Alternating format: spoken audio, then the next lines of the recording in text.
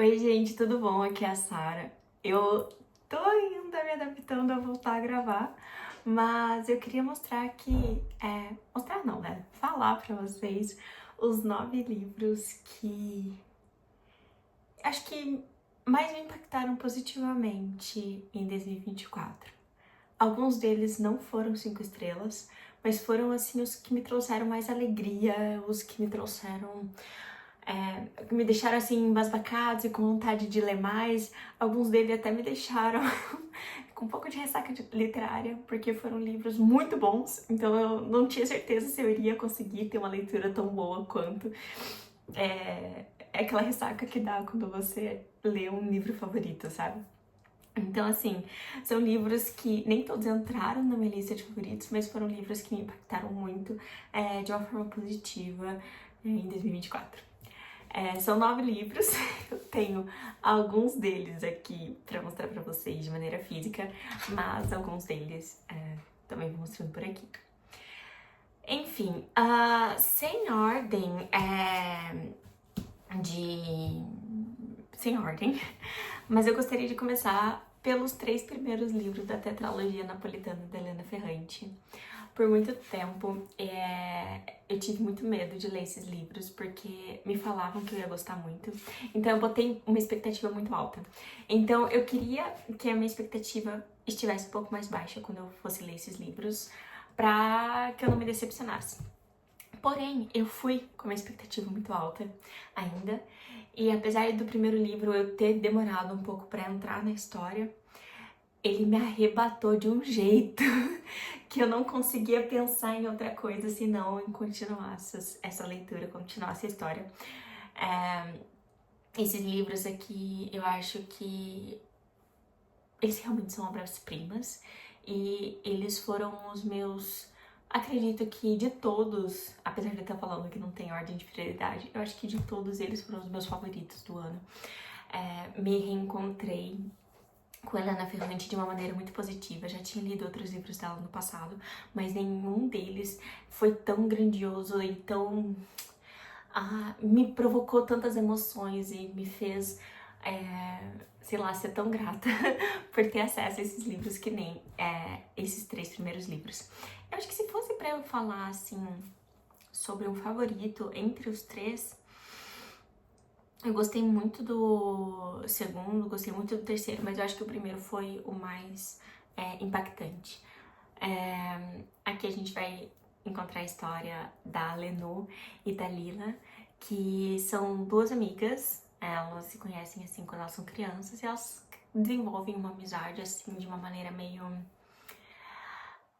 É muito intensa, é muito forte, às vezes até muito tóxica.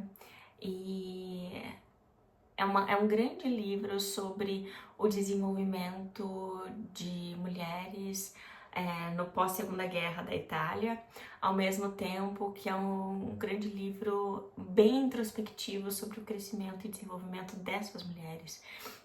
Os impactos que elas estavam tendo com crescer no mundo, sabe? Tipo, existe um caráter muito atemporal nesses livros que faz com que a gente se relacione com ele, independentemente do período, do lugar.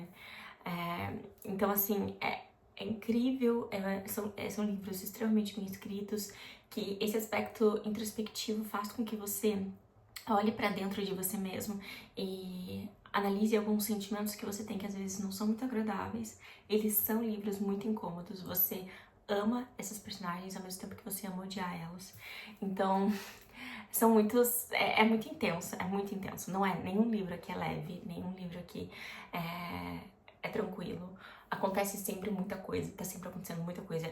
Elas vivem durante uma grande revolução interna e externa, sabe? E o fato que elas mudam constantemente no decorrer dos livros, o passar do tempo, com as aprendizagens que elas vão tendo em relação ao mundo, mostra pra gente, assim, o quanto seres humanos são mutáveis, o quanto a vida, ela é mutável.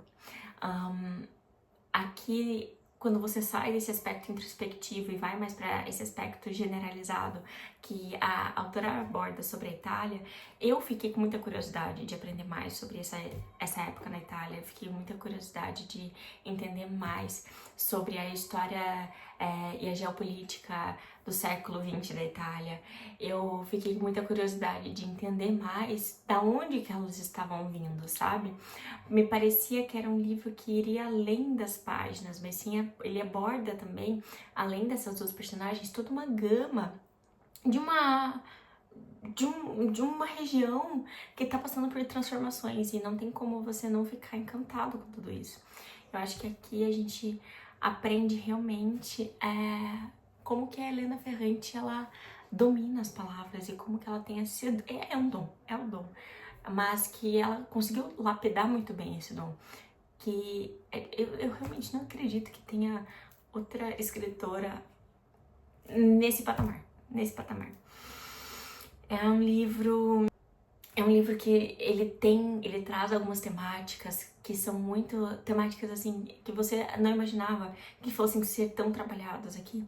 A violência é uma temática muito trabalhada, e trabalhada num ponto que é, sim, um macro, né, trabalhada, a violência de Nápoles, a violência das pessoas de Nápoles, mas também a violência interna.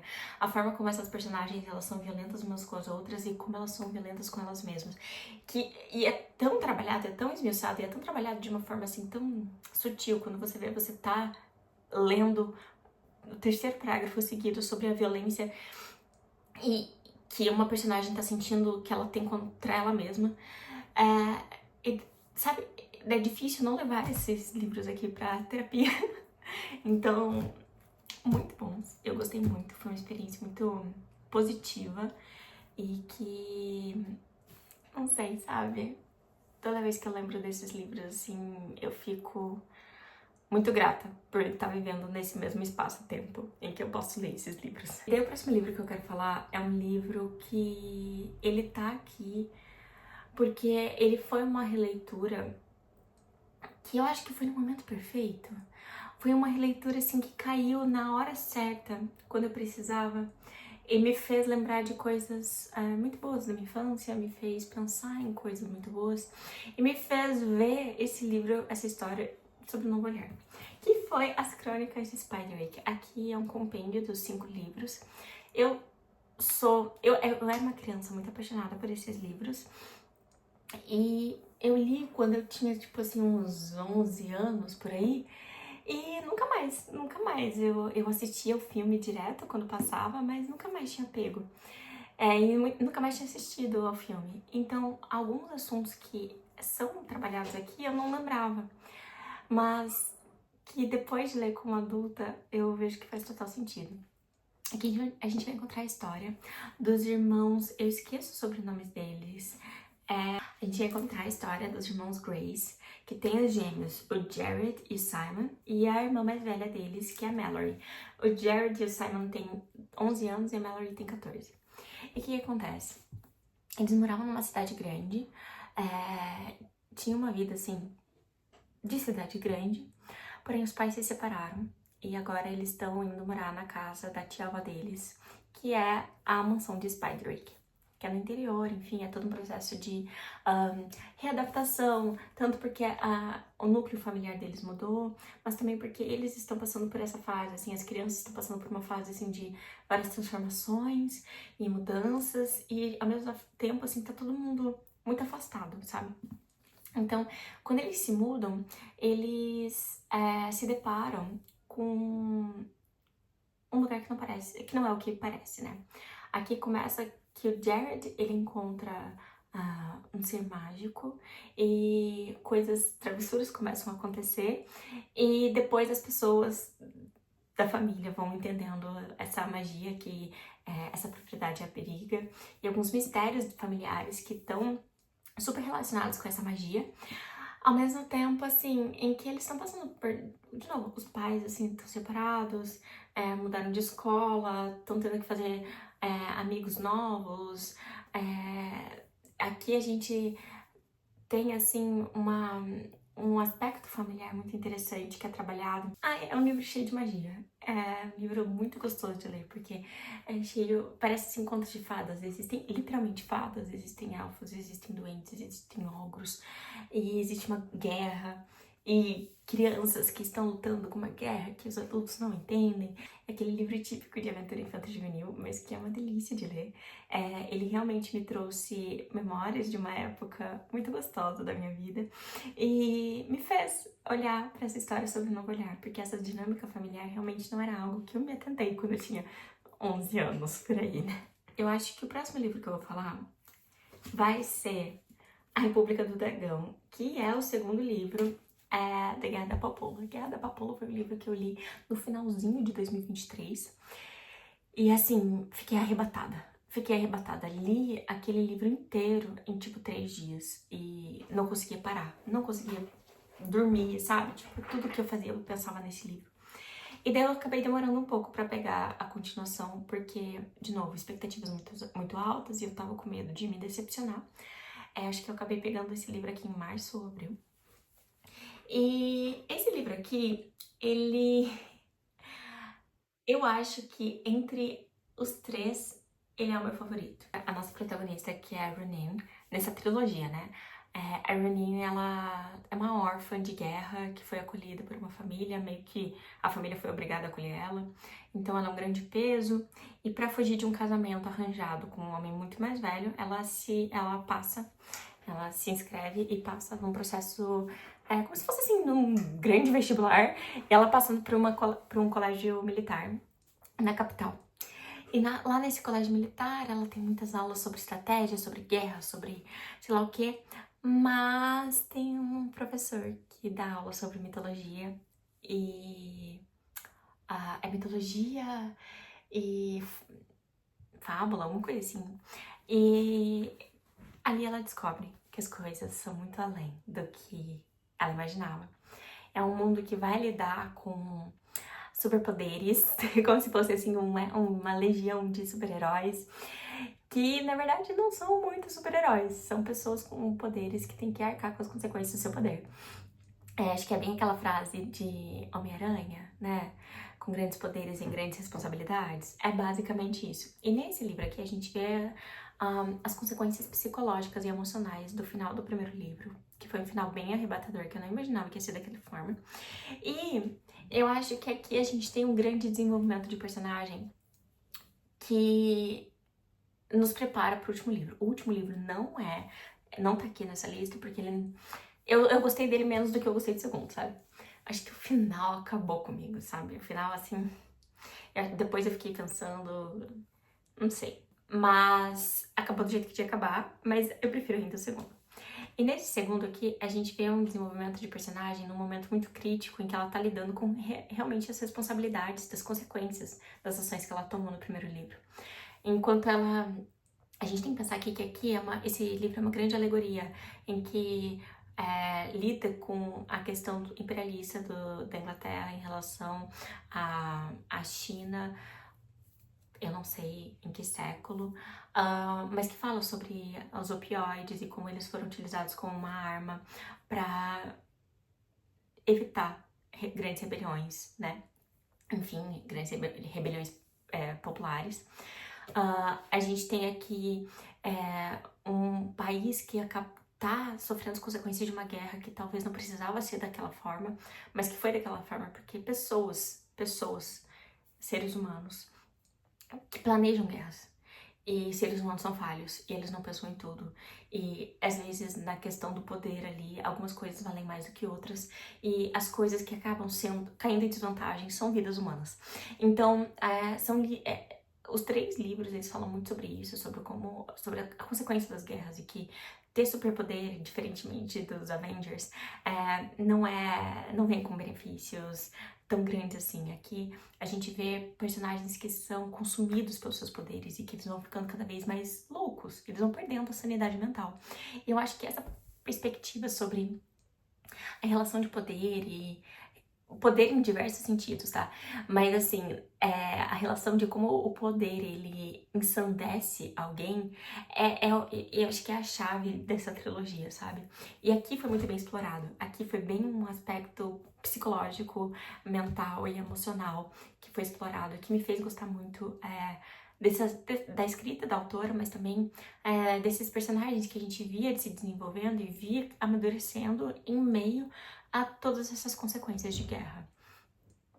Um livro brutal, como o primeiro, como o terceiro, mas com impacto, assim, incrível. É realmente muito bem escrito. Mudança drástica de luz, mas eu falei pra vocês que esse espaço aqui era pensado também na minha gravação de vídeos e como começou a escurecer porque tá chegando uma chuva aí, vamos acender, né, a luz. Enfim, eu acho que era isso que eu tinha pra dizer sobre a República do Dragão. Daí eu vou pro nacional, que me comoveu muito. Eu li alguns livros nacionais em 2024, mas eu acho que esse daqui me pegou diferente, que foi O Avesso da Pele.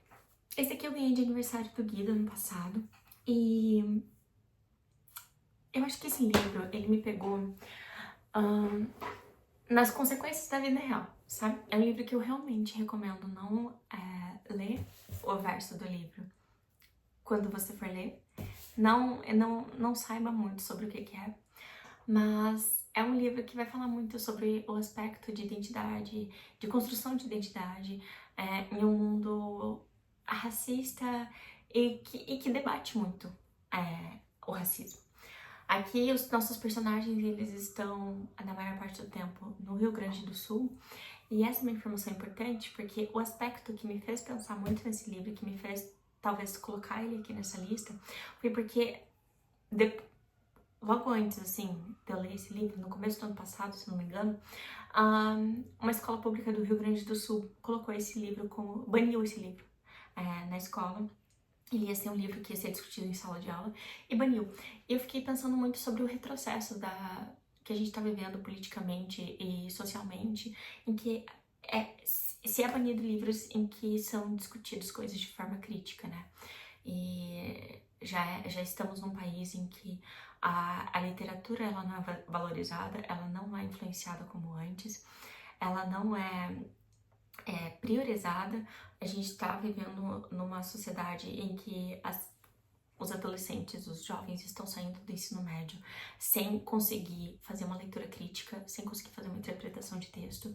E banir a discussão desse livro aqui, pra mim, foi um grande tiro no pé, um grande tiro no pé. E por conta de toda a discussão que tava rolando acerca disso, eu acho que esse livro ficou muito marcado. Ele tem um final que pra mim foi surpreendente, porque eu me recusei a ler aqui atrás, porque me falaram que tinha spoiler, e eu recomendo que vocês façam o mesmo. Eu acho que a surpresa, que não é uma surpresa tão grande, pra ser bem sincera, é uma coisa assim que é tão comum, é tão banalizado que meio que se espera que isso aconteça em algum momento, pelo tom que o livro vai tendo. É um livro que ele é muito bem escrito, a forma como ele é escrito é muito interessante. É um livro que um filho está escrevendo ao seu pai e ele tá meio que narrando a história da família. Então, ao mesmo tempo que ele narra acontecimentos recentes, ele vai pro passado e fala sobre a infância do pai, a infância da mãe, e a gente consegue ter um arcabouço histórico, assim, sobre como que foi constituída essa família, esse núcleo e esses personagens, como eles vão se desenvolvendo no decorrer dos anos. Eu gostei muito que, apesar de ser um livro muito curto, foi um livro que conseguiu trabalhar esse desenvolvimento de personagem de uma maneira bem... eu acho que eu não tenho outra palavra para dizer, mas é uma maneira bem acurada, sabe? Esses personagens, eles foram se desenvolvendo a partir de um mote, tiveram, tipo, como se fossem gatilhos que motivaram alguns aspectos de desenvolvimento que a gente vê as características e as consequências disso depois. Então, é muito interessante, eu gostei da forma como ele foi escrito. Eu gostaria de ler mais obras do Jefferson Tenório. Agora para os livros que não estão aqui comigo. Eu vou começar com Madame Bovary, porque ele tá aqui comigo, mas ele tá num lugar muito difícil de pegar agora. Quando eu fizer o tour pelas minhas estantes, Vocês vão ver onde que tá. É um lugar muito difícil, eu não tenho coragem de pegar lá sozinha. Então, vou deixar a imagem aqui. Mas Madame Bovary entrou nessa lista porque foi um clássico que me surpreendeu de maneira muito positiva. Eu tenho uma assinatura recorrente de um clube de literatura clássica e às vezes eu pego os livros de lá e eu saio muito decepcionada, porque às vezes eu quero muito gostar de uma história e não vai, sabe? E começou a chover forte agora. Enfim, espero que não deixa.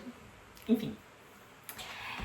E Madame Bovary foi um livro que me surpreendeu muito, sabe? No desenvolvimento da história. O final, pra mim, foi um final muito bem feito. Madame Bovary vai contar a história, bom, da Madame Bovary, que é uma mulher jovem que casou com um cara que era... ele meio que virou um partidão numa cidadezinha.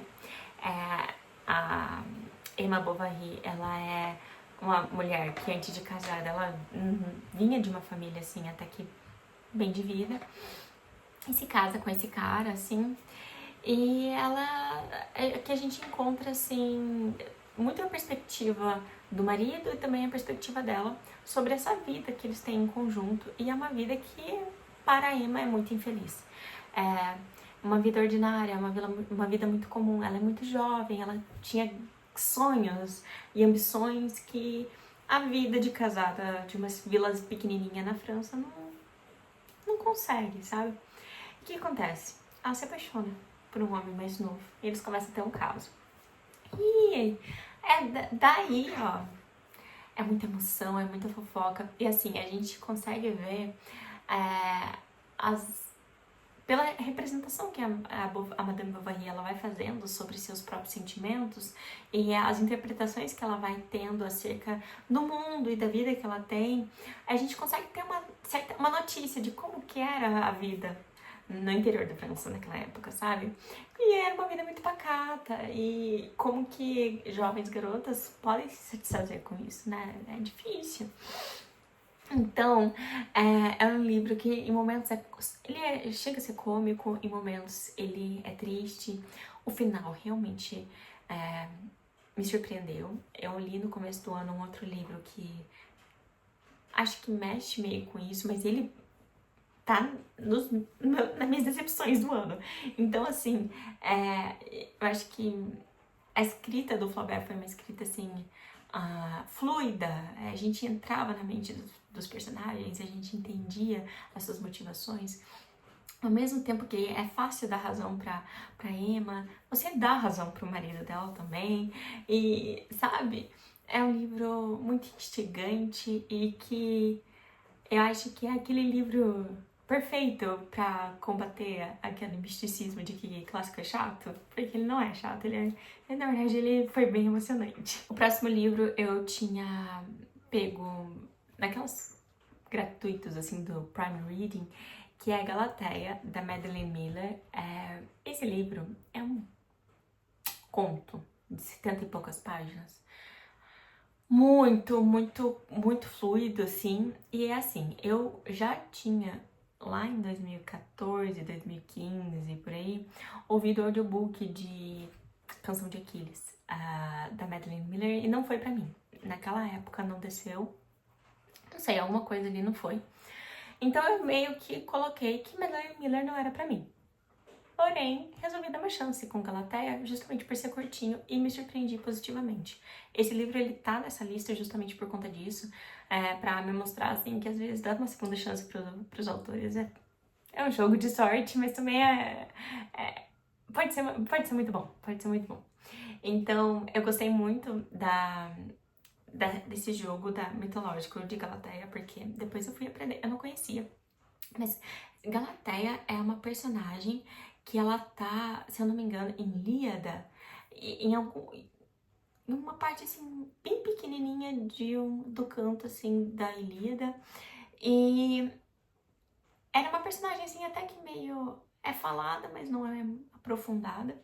E daí Madeline Miller resolveu escrever sobre um ponto de vista mais feminista a história de Galateia.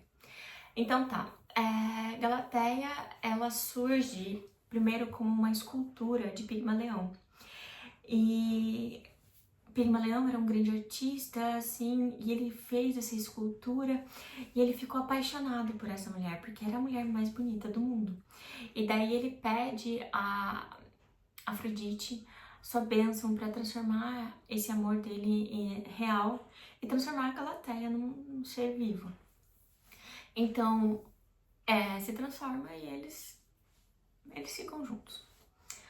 Daí, na perspectiva, nesse reconto da Madeline Miller, Galateia, ela aparece assim, ela é introduzida pra gente como se ela estivesse num manicômio, ou como se fosse assim, literalmente um manicômio como era visto uns 2 séculos atrás, sabe? Que era tanto uma casa de acolhimento hospitalar, quanto também uma casa para pessoas com transtornos mentais, sabe?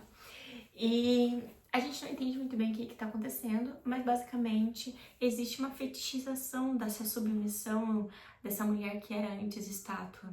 E a partir do momento que ela vira um ser vivo e que ela começa a ter liberdades e começa a tomar decisões para além dos desejos de Pigmalião, isso vira um problema para ele. E ela então, ela é interditada. É muito curioso como poucas páginas fazem a gente refletir tanto. É um livro, esse reconto, assim, é um reconto muito... Eu gostei muito da escrita da autora, me fez repensar, assim, se eu não deveria dar uma segunda chance para a Canção de Aquiles. Mas é um livro que me fez... Até assim, eu até utilizei como metáfora para uma das minhas pacientes em um momento. Então ficou comigo, sabe, essa história? E eu acho que quando uma história tão curta consegue ficar com a gente por tanto tempo, significa que ela foi muito bem desenvolvida. Então eu dou, assim, grandes créditos a Madeline Miller pela sua habilidade incrível de contar contos. Eu sou uma grande fã de contos, caso você seja novo por aqui. Eu gosto muito de ler contos porque eu realmente acho que é uma forma de autores conseguirem explorar essa faceta, porque não é fácil escrever contos, né? Você tem ali uma limitação de páginas e que você tem que contar uma história que seja boa o suficiente para fazer com que o leitor se sinta preso logo nas primeiras páginas e que ele se sinta satisfeito no final. Então, aqui eu acho que a Madeline Miller conseguiu isso muito bem. E por fim, o outro livro, que foi um livro que eu comecei a ouvir em audiobook, porque eu ouvi muitas pessoas que eu confio muito no gosto literário delas, lá da gringa, falar sobre esse livro. Eu ouvia por anos falarem sobre esse livro. E eu queria muito ler ele, e daí eu consegui ele em audiobook, comecei a ouvir, e daí percebi que eu já tinha ele em e-book há tanto tempo que eu não sabia, porque a capa era diferente. Mas era Enraizados, da Naomi Novik. Esse livro é incrível, ele mexe com uma coisa que eu amo, que contos de fadas, sabe? Mexe assim com mitologia, com folclore, que são coisas que eu gosto muito de ler. E aqui a gente meio que encontra a história de uma vilãzinha que ela é arrebatada assim por seres da floresta. Tem uma floresta amaldiçoada ali perto, nas redondezas, e ela é meio que arrebatada por esses seres, mas para proteger existe um Lorde Dragão. Esse Lorde Dragão, ele é... Eu pelo menos estava acreditando que era um dragão até ele realmente aparecer, eu vi que era um ser humano. Mas esse Lorde Dragão, ele escolhe uma garota da vila a cada 14, 15 anos para ir morar com ele. Ela fica lá por 10 anos e nesse período e depois disso ela nunca mais volta pra vila. E ninguém entende por que ele faz isso, mas é como se fosse um pagamento por ele estar protegendo a vila desses seres da floresta. E o que acontece? A nossa protagonista, ela é tudo o que não se espera que o dragão escolha. Até porque a vila toda tá apostando que a melhor amiga dela vai ser escolhida. Sendo assim que a mãe da melhor amiga vem preparando essa melhor amiga há muito tempo para que ela consiga assumir essa posição e que seja escolhida, enfim. Daí o que acontece? Acontece que no dia do dragão escolher, ele escolhe a nossa protagonista. E a gente começa a entender o que acontece quando essas meninas são levadas ao castelo e por quê que elas são escolhidas. É um livro bem fantasioso, é uma delícia de ler. Mexe com alguns folclores eslavos, assim, que se conhece, sabe? Já se tem notícias há algum tempo. Eu acho ele um livro, até certa parte, muito que me faz lembrar muito de Castelo Animado, apesar de ter um tom completamente diferente. Então, mas o Castelo Animado é um dos meus livros favoritos, então esse livro acabou, querendo ou não, indo pra minha lista de favoritos. Enfim, é isso. Espero que essa mudança de luz não tenha incomodado vocês. Tá aqui hoje um dia que chove para o dia todo, então às vezes aparece o sol, às vezes não tem mais, então, e eu também tô me acostumando com esse novo layout, com essas luzes, mas fico feliz por vocês terem ficado nesse vídeo, espero que vocês tenham gostado e que tirem talvez uma indicação de leitura, e me falem aqui embaixo quais foram os livros que vocês mais gostaram de ler em 2024, que eu vou adorar saber. É isso, vejo vocês no próximo vídeo, tchau, tchau!